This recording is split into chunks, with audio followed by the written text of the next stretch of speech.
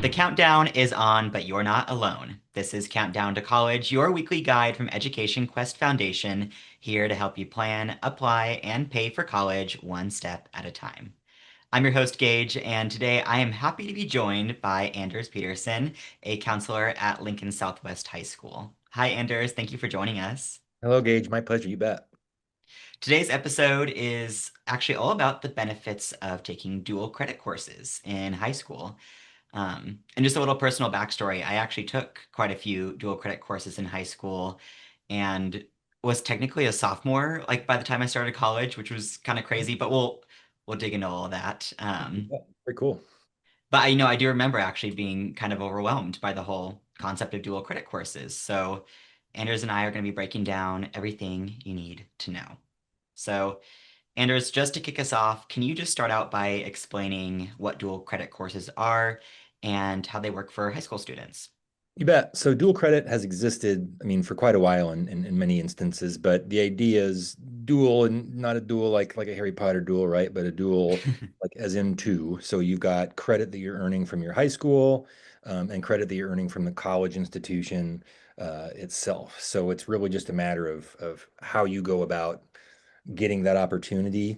Students can get dual credit taking AP tests, which is effectively it's dual credit, but it's a different sort of like avenue, I would say, than taking classes in person or taking classes online that also count for college credit. Yeah, and I know you just mentioned AP courses, but how do like dual credit classes differ from those advanced placement AP courses in Right. terms of like structure, cost, how the Sure. credit is awarded? So it's interesting, actually, at our school, in some cases we have a choice. So there's always, if there's an AP class, there's always an AP test. So there's always that option. The AP test is about $100. It's taken in May typically. And so I think for most kids, the allure there is the cheaper cost, and it's a 1 day experience where you test. There's no impact on grade, right? So nothing bad happens to your grade by scoring poorly on an AP test. We also have classes that are both AP classes and not necessarily AP classes, where the teacher is credentialed in such a way as to be able to basically be an adjunct professor. And they then, by paying the college, that student is earning dual credit by just taking the class, no AP testing, nothing extra. So it's more like what you typically are doing, in a typical high school class. Yeah. And who is eligible to actually take these dual credit courses? Are there any prerequisites students should be aware of? A good question. It'll vary obviously by institution, et cetera. But we have freshman level classes that kids could, in theory, be doing AP tests for. But generally speaking, I would say most of our kiddos are doing it like as early as sophomore year, but more typically it's a junior, senior year thing. Yeah, I remember, I think I started probably my junior, maybe my sophomore year. Mhm. And like you mentioned too, that it was nice because we had a choice between AP and dual credit, and so we kind of Right. got to pick our path. You bet. You bet. Um, is there any, do you have any preference towards either? Like, does it really just depend on the student, if they want to do dual credit or AP?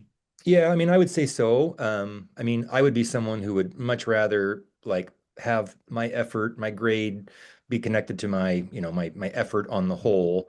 I think we can all have bad days, right? Test experiences where we walk in there and then mine zaps blank. So for me personally, I like the idea of having the entirety of the class, being in the class for all that time. I would rather do that myself personally, but that in some cases costs as much as like three times as much. So Mhm. there is some additional sort of like, it costs more to do it that way. But I think that at least structurally is more like what kids are used to from high school. Yeah, I do remember the dreaded AP exam season every Yeah. single year in high school. Well, and so we're a block school, so kids can take AP classes in first semester and then not have the test until May. So kids don't Oh, yeah. always love having an entire semester in between when they've taken the class and when they test. So that's another way that dual credit through a college can be beneficial. Yeah. And so let's say a student is interested in taking a dual credit course. What steps should students and families take to actually register for these dual credit courses? You bet. Well, so it will always vary by school and teacher and even like year to year. So we don't always even know when I come to school at the end of the summer, I don't always even know everybody who is doing dual credit. So I would encourage, in most cases, if you go to the counseling center website at that school, you are going to find something relating to dual credit. So I would just search dual credit in the search bar, and at least you can see kind of what process may look like at your school. For example, our website has on-campus opportunities, off-campus opportunities, web-based opportunities. So it kind of outlines the options, generally describes kind of like what they all are. And then from there, I would say getting in touch with your counselor, administrator, whomever it is. If you're at a smaller school, right, and there's somebody else who's running that, the teacher in many cases is doing a lot of the work with registration and stuff for kiddos. Um, yeah, all that. I don't know where I left that, but Yeah, because I know I do remember it kind of changed every year. I took one like some were offered through Metro, some were offered through UNO, so it kind of just varied year to year. yeah, you bet. And so for me, it's mostly just a matter of checking in, making sure you know what options are, and then just being in touch so that you can make sure that if things adjust, then you can adjust as well. Yeah. I mean, you kind of touched on it just for a second here, but how do high schools like partner with colleges and universities to offer dual credit courses? And does the college credit transfer easily? How does that work? So yes, I mean, yes and no. It depends on what you want to do, where you want to go. It also depends on the type of classes that you do. You can, in some cases, kids can do a number of classes that end up counting for the same credit, and so it can be less beneficial if you thought you were getting specific credit for specific classes, and it doesn't play out that way. We can at least, though, look up through a couple different websites articulation agreements between colleges so that we can see if I take X class at this school, it will count as Y class at that school. So at least there's some assurance. But it's the most important piece is always knowing where you want to take it to. If you know where you want to ultimately attend, then understanding their policy, if they have a limit, like in terms of number you can receive, that's all going to be kind of based on where the kid wants to go at the end. Yeah, it helped me a lot too. I wasn't like super set on my major yet, but I knew like kind of the area I wanted to go, and so that kind of helped me decide like what dual credit courses I wanted to take. But I was gonna say, did you do like general education kind of stuff, like getting stuff out of the way, or was it more like exploring? Yeah. Yeah, so I did a little exploring in the beginning. I did some like medical terminology or something, and I was like, oh, that's not for me. Yeah, yeah, yeah. Uh, and then after that, I actually was able to get my English general ed out of the way and my science general ed out of the way, I'm pretty sure. Awesome, awesome, awesome, So awesome. yeah, it was a great deal. Yeah. Um, and so we've talked a little bit about the cost. So for Nebraska students, what is the ACE scholarship and who qualifies for that?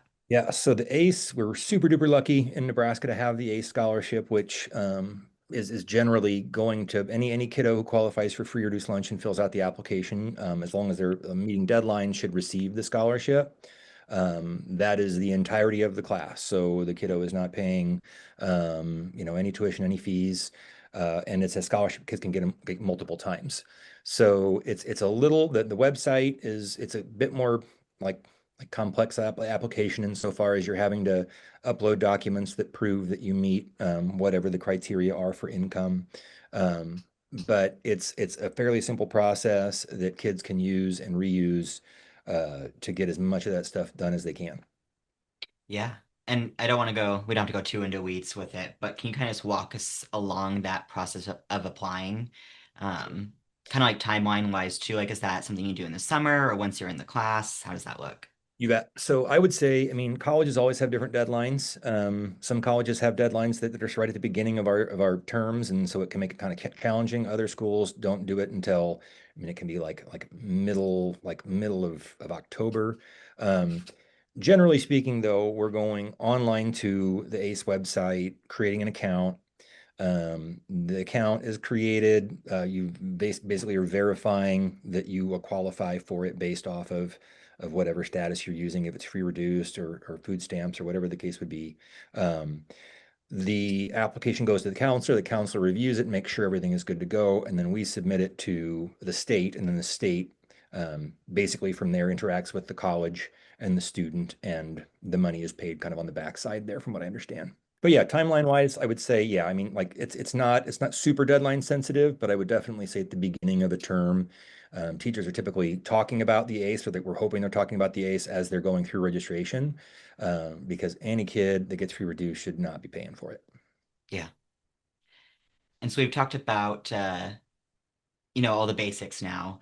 What are like the actual benefits of starting college with credits already completed through dual credit? Mhm. I mean, I think again, it's a very case by case kind of a thing. Like honestly, a lot of the ways that I think of it aren't necessarily that it's helping you graduate faster, but it's helping you build like the muscle you'll need for college classes before you've actually arrived to the campus. So I think at my school, for example, at a block school, a lot of kids finish most of their credits in their first 3 years, and so we end up with the senior year that has a lot of room for different stuff. And so for any kiddo who is sitting in a spot where they have a pretty good idea they want to go to a 2 year or 4 year school, you can take your high school English class, make that your last high school English class and your last college English class at the same time. So I think it's mostly a matter of kids being aware of the opportunity, having some concept of what they want to study down the road, simply because a class may count, a calculus class typically counts for a calculus class, but a psychology class could have different terminology, different names, and maybe it doesn't meet the same requirement. So benefits to me are you're paying half price or you're not paying anything. You're getting exposure to a college level curriculum and expectations in some cases, I think too.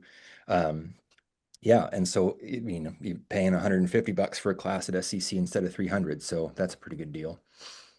Yeah, I do remember it kind of really helped me with the transition to college, honestly, just in the way Mhm. I Yeah. had to study, do homework.